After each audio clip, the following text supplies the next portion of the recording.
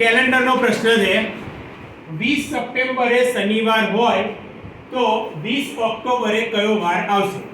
હવે એના માટે દિવસો આપણને ખબર હોવા જોઈએ। તો સપ્ટેમ્બર મહિનામાં આવે 30 દિવસ।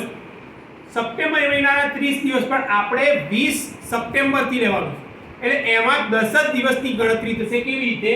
તો સપ્ટેમ્બર મહિનાના દિવસો 30 પણ 20 સપ્ટેમ્બર છે એટલે 30 - 20 એટલે કે એ મહિનાના 10 દિવસ ગણાશે।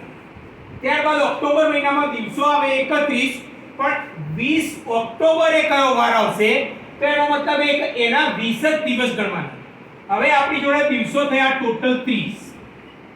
હવે આ 30 ને 7 વડે જ્યારે આપણે ભાગીએ છીએ કે 7 ચોક 28 એટલે શેષ વધી 2। હવે શેષ 2 વધી એટલે આપણો વાર હતો શનિવાર। તો શનિવારમાં શનિવાર વત્તા 2 શેષ એટલે કે શનિવાર પછી 2 દિવસો ગણી લઈએ એટલે કે રવિવાર અને સોમવાર। તો એનો મતલબ એમ થશે કે 20 ઓક્ટોબરે સોમવાર આવશે।